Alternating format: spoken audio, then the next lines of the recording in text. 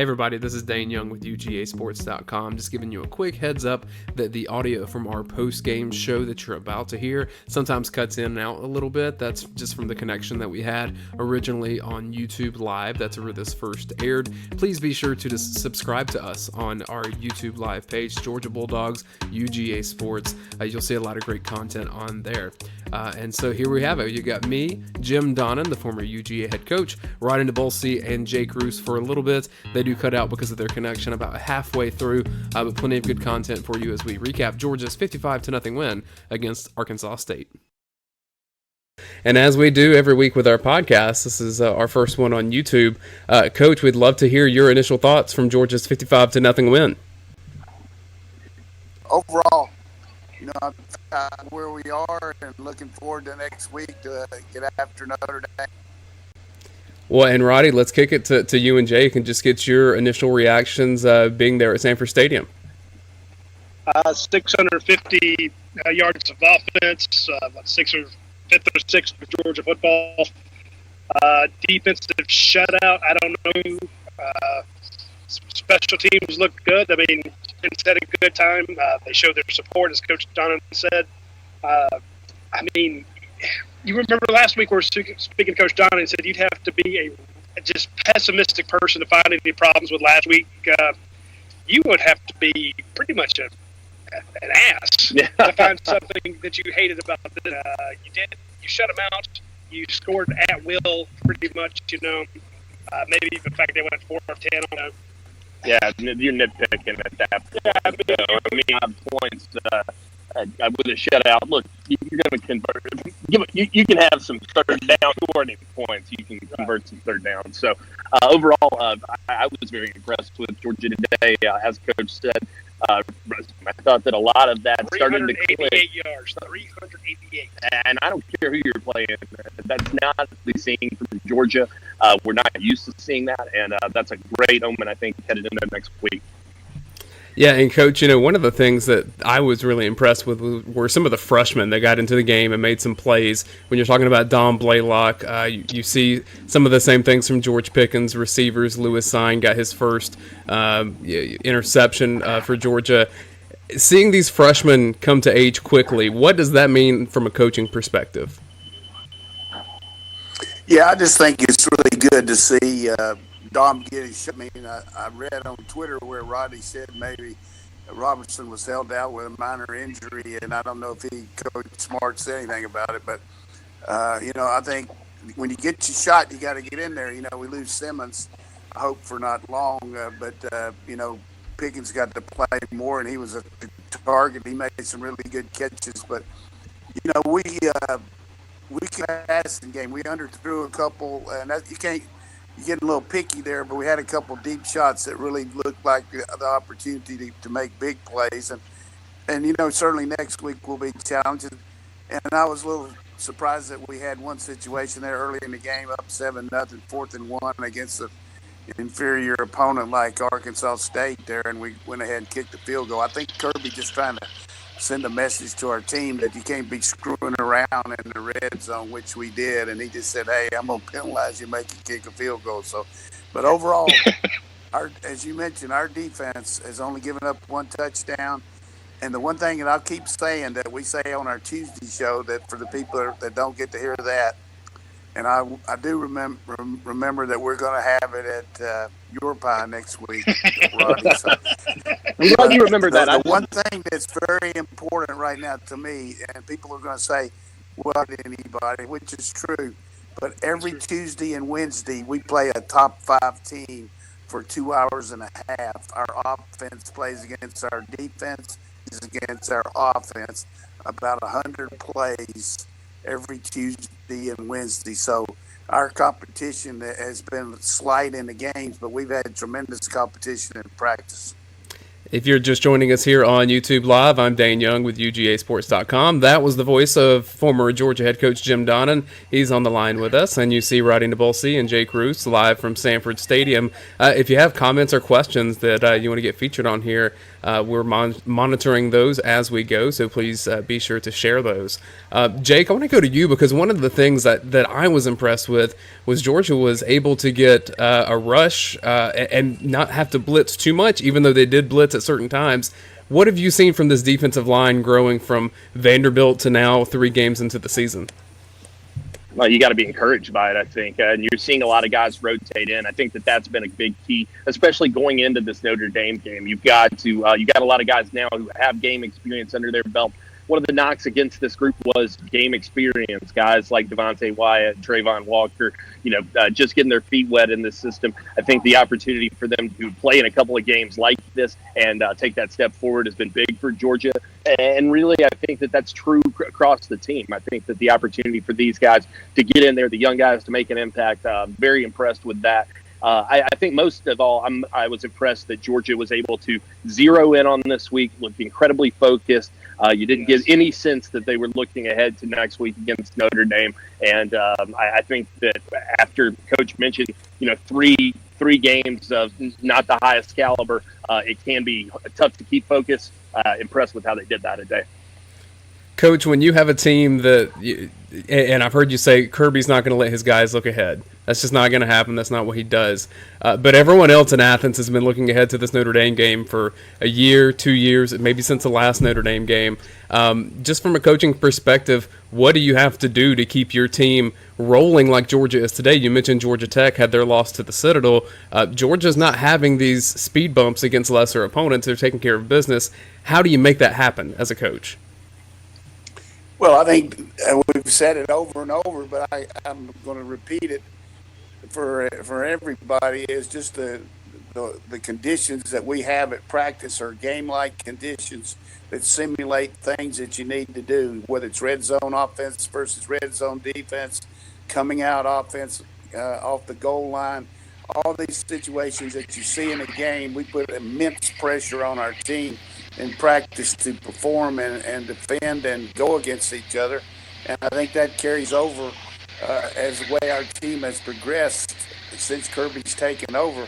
And the ultimate deal here is the fact that you're going against guys that you're competing against and you're trying to win a position at the same time. If something happens to somebody, like, we had something happen to Wilson, and Salyer comes in there and does a good job, and so did Cade Mays when he moved out. So we've got a really good competitive situation. And the other thing is, our kids know what the schedule is. They understand all that, and they have a lot of fun getting back and forth with each other about not. I think the other thing that we got to give our coach credit for is we've spent some time on Notre Dame now. I mean, in the spring and in the summer camp, we hadn't exactly been sitting over there working on Arkansas State all the last 2-3 weeks. So we'll be ready to go. Well, Kirby, he says, no, we're not butts. I agree with Coach. You can't tell me that sometime in the spring and sometime in those 28 in the summer workouts, there wasn't a thought of, hey, what do they have at edge rusher? What do they have? What's that offensive line like? Who are their wide receivers? And if anything, Jake Fromm looked ahead. Oh, no question. Sure. I mean, I think that you have to anticipate that. Coach, I wanted to ask you, how tough is it really? We talk a lot about looking ahead.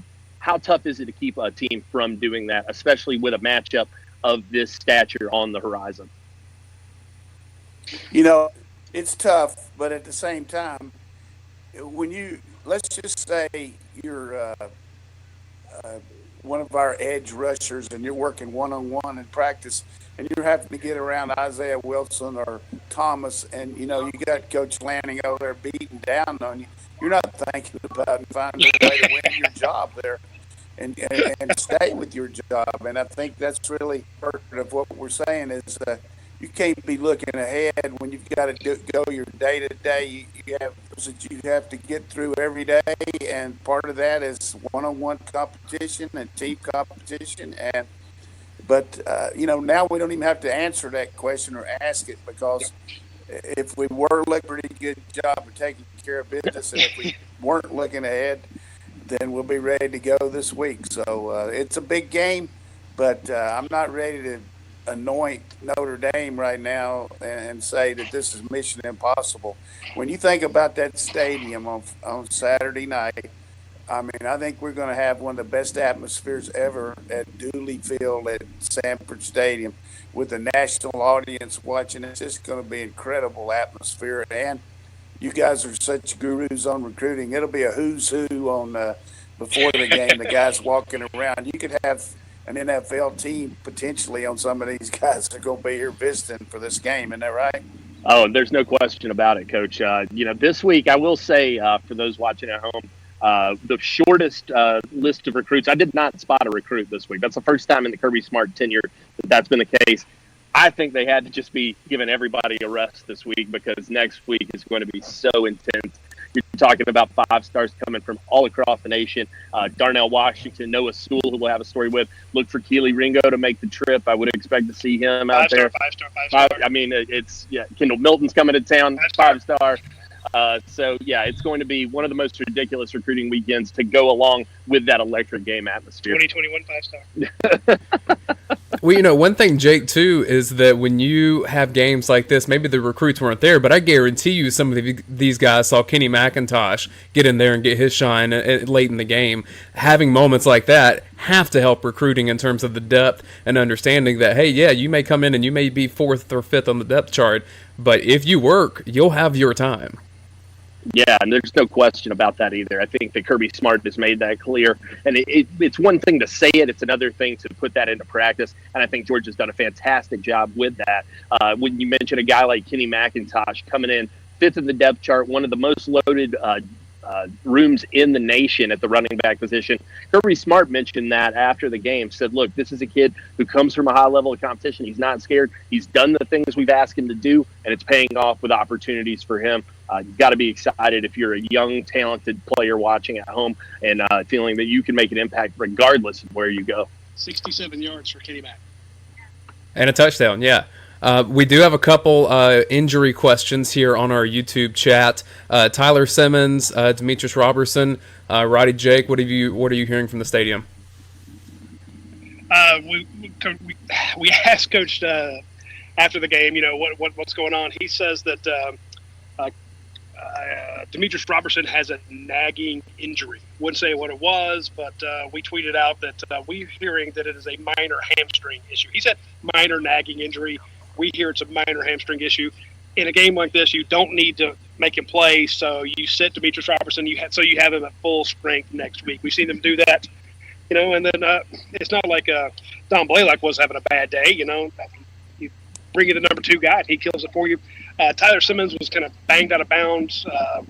They said he had a banged up shoulder. Kirby says that they'll have to check on it, but he thinks he was fine. He will be fine. And says that there was a possibility that if needed, Tyler Simmons could still play. So I don't think that it's anything. It's unlike Kirby to come out and say, "Oh yeah, I think he'll be fine." Usually, if he doesn't know, he'll just say, "I don't know."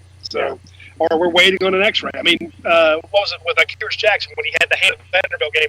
Hey, we got to see what the X-rays say. So I think that he got kind of a quick update that is not too. And here's the thing, Tyler Simmons. Tough as hell. That is a tough dude. He gets hit pretty hard, and it's going to take a lot to keep Tyler Simmons from saying he's ready for that game. Well, Coach, in the chat, someone's talking about George Pickens, saying that he is the man. I want to know from your perspective, when you have a player like George Pickens who is emerging on the scene nationally, he is a true freshman, obviously an elite talent. How do you manage him? Manage knowing that the task gets more difficult as he starts getting the best defender from the other team's secondary on him.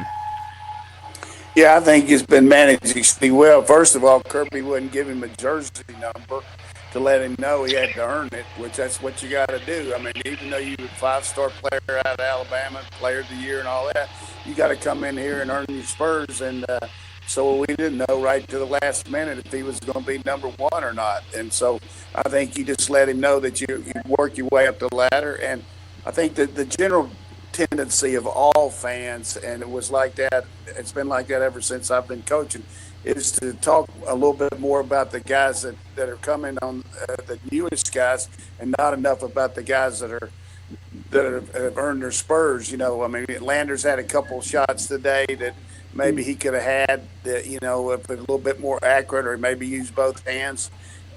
We've seen what Simmons can do, and but certainly Pickens is a different kind of animal as far as his ability to jump up there and make big plays. And, we've seen all these one-hand catches. So, as far as handling freshmen, we had a freshman receiver and Terrence Edwards that played for me my first year that really was very similar. That could come in here and just be electric when he gets the ball. And I think that's what you got there in Pickens, and getting that experience in these 3 games, even though he didn't catch one the first game. The last 2 he's really started to surface, and he's going to be a big target, and it looks like Jake looks for him too. And that's the other thing we just take for granted. But I thought Jake was, if you look at his stats the last 2 weeks, he hadn't missed many passes. He's been great on the checks, and he gives us tremendous advantage going into a game like Notre Dame, where you're going to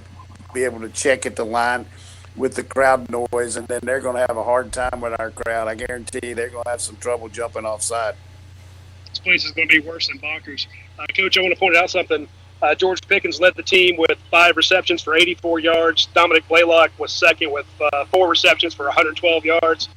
I'm no math major, but that's 196 yards, 9 catches for 2 freshmen.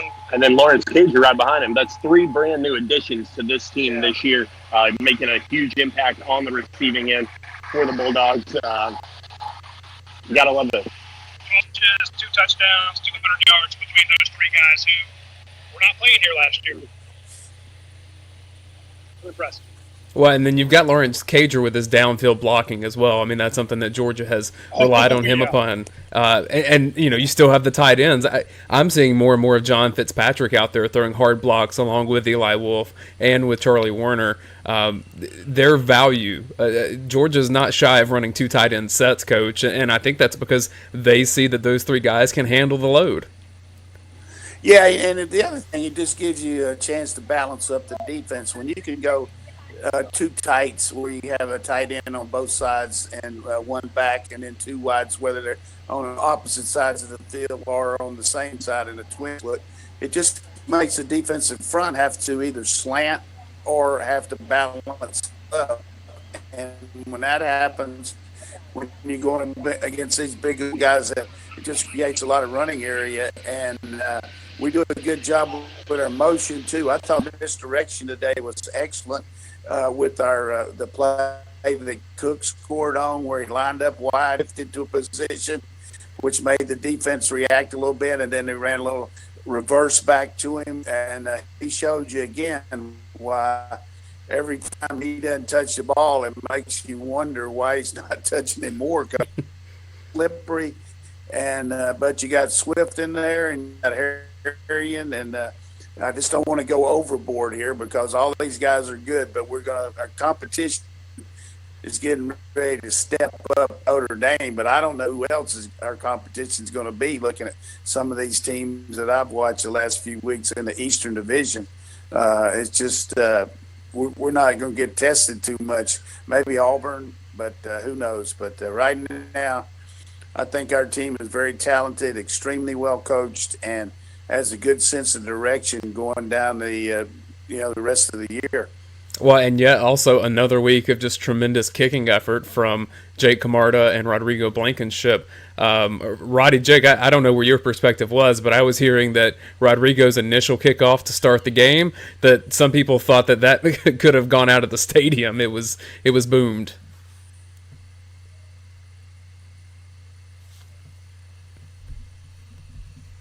All right, may have lost them. Coach, can you still hear me? Yeah, I'm here. Okay, we may have lost Roddy and Jake for a second there at the stadium, so Well, hey, we could lose them for a little while. They probably need to go over there and get a couple drinks anyhow. They may be tailgating already for Notre Dame. Yeah. People are going to have to get their spots for next week. They must be So that's frozen. just me and you run with it here. Oh yeah, Coach Jim Donnan and Dayne Young here on our YouTube live page, and Radi Nabulsi and Jake Roos may pop back in here if their internet works well. You talked about James Cook. We've talked about seeing Zamir White out there. One of the things you kind of mentioned with Jake Fromm, how you kind of take it for granted because he does it every week.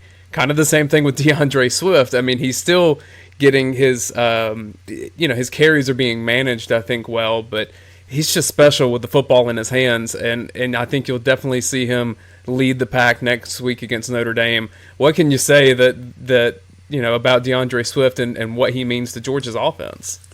Yeah, one of the things that was brought out during the telecast today was the fact that Swift's such a threat out of the backfield. If you go back to when he was just a true freshman, when we had Chubb and Sony, he was a guy we used on third down because he was just so good at making a routine catch, and he showed it today with a catch in the flat and long run. We threw 2 passes today, 5 yards. They both went for 60-yard plays. One in the flat to Blaylock, and then the one to out of the backfield to Swift. And I really like the way Coley's using our backs out of the backfield, where they're not just a check down back. They're running and catching the ball at full speed where a guy's got to make a tackle on him as compared to flaring him out and everybody sees it. If you fake to a guy and then come to him, boy, that is very, very difficult to make an open field tackle. And I think that's a well-designed and well-thought-out scheme that we got with that little rollout. And, hey, let's give Stetson Bennett a lot of plugs too. I mean, he did the same thing with several of his, and when he had a chance to run it, he picked up a big first down too, and that's invaluable time, and he's picking up. We got a question for you, Coach, from D-Dog on the YouTube live chat. Just curious about how you feel about Georgia's defensive line. Yeah, I feel good about it. I like the rotation we got. I like the fact that we saw Tyler Clark go in there and make a lost yardage play early in the game. Sets the standard for us. We still haven't seen Rochester. I think they're just letting him get ready. But, when you look at our team from a depth perspective, we're building that, whether it's a White making a lot of plays, we've got Barnett. I mean, all these guys, they're just very competitive and they know the system. And we said this, that you were there listening to us at the show early in the year. Our running defense is going to be better because our pass defense is not going to have to need all this underneath coverage. So we're cutting those linebackers through. We're running guys through on a lot of different levels. But that's all set up front. So I'm happy with the defensive front, even though we've vastly outmanned every team we've played. But in the practices, the few that I've got to watch this year, it's been pretty evident that our defense has really benefited from going against our offensive line because everybody knows how big and strong they are. Well, I want to give shout out to 2 guys, too, that I think had their best games of the season to this point, one of which is Tyler Clark, who in the first quarter was creating just a lot of mismatches and getting in the backfield. Everyone has been saying he's got to get back to that sophomore year form. I don't know if he's there. I'm not sure. I just know he's a really big contributor to the defensive line, and he's an athletic guy, strong, and Georgia needs him to be successful this season. But the other guy who we had not seen much of in the first 2 games was Malik Herring, and he was going on 2 and 3 guys at some point and just really creating opportunities for other people, including Tyler Clark. So I thought it was really good to see Malik Herring get a lot of playing time today. Yeah, I like Malik. I like his attitude, the fact that he's an upperclassman, that, know it's his last rattle out of the box here. And, you find those guys a lot of times in coaching that stay the course, do what they're supposed to, avoid, any mishaps off the field and just be a good team guy. And he knows what his role is and he plays good technique, and that's what you got to do in this league. What do you think about Georgia's secondary, Coach? Because they really shut down what is typically a pretty explosive offense from Arkansas State. Yeah, the one thing that worried me going into this game, and I heard Kirby talk about it, was an inordinate amount of screens that this team threw. They really throw a lot of screens, and you got to come up and make the plays in the open field on them and get off the blocks and tackle. and we did that really well. They hit a couple there at the end of the game, but I would say overall, just our tackling in space and our ability to do the job was outstanding, and we played the ball in the air really well. I think Campbell might have had a little nick up there early. I'm not sure exactly what happened to him, but Daniel got a chance after missing all last week to come in and do some really good things. And we continue to see our star position with Webb and Devod Wilson just play really good on the slot receivers, and both our safeties continue to make open field plays. And I keep saying open field, but that's what you got back there. Last year we missed several tackles in big games, and I think our tackling's been good. But also our inside linebacker play continues to really impress me. All of those guys that got in there, we saw some really good plays, just by all those guys. They broke on the ball. They put some pressure on the quarterback, and they tackled in space as well. But overall, our back seven is 50% better, in my opinion, than it's been since Kirby's been here. Well, and it's one thing just to talk about the depth that this team has at so many positions, because there have been players get nicked up along the way or get injured for a couple of weeks, with Isaiah Wilson being out, with Kearis Jackson being out, whatever, with Tyler Simmons, although it sounds like he's probably fine to play pretty soon with the injury that he had today. But then you talk about Tyson Campbell coming out. At all of those positions, Georgia has extremely talented players that can step in and play at an elite level. And Coach, with college football being as physical and difficult as it is, especially in the SEC at the level that Georgia plays, that's almost a requirement just to make it to where you need to make it in this season. Yeah, and it helps on special teams too, Dane, because these guys get their feet wet playing in those critical kicking situations, and then it's a little easier for them when the pressure's on, when they're called in to play in depth situations. Now, I think we got to be careful about giving ourselves too much credit about our depth, because when you're playing these runaway games, you're not really going against some of the teams that you might be early, later in the year, but because these guys are getting out there and you're seeing their athleticism and their tendencies to talk about our depth. But I would also quantify that by saying these guys are very competitive. Some of the guys that are our second, third unit guys in the secondary could have started the first year that Kirby was here, no question. So we got some really good guys in the backfield. We saw Scene make an interception today. Every time I ever go over there, he makes a play. Just really outstanding young safety that's going to jump right in there after Reed leaves.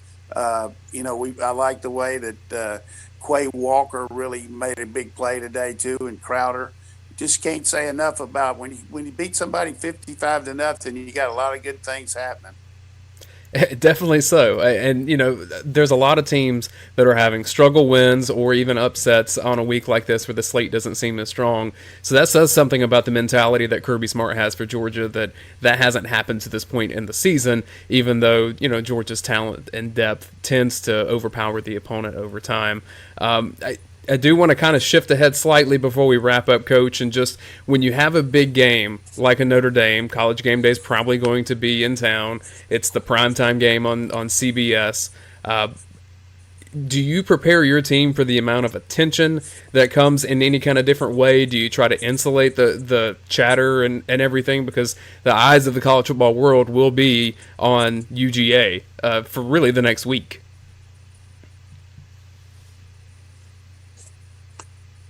Kirby does as a head coach is he's able to communicate with his team about what the situations are that he's going to be involved with. And as far as a young player, when I say he, and what you're telling them is the reason you came to Georgia is to have a chance to play in a game like this, to play in the big spotlight. So we're going to be ready for it, but we got to understand we want to keep our mouth shut all week. As far as talking, the only people we're going to talk about is our own team.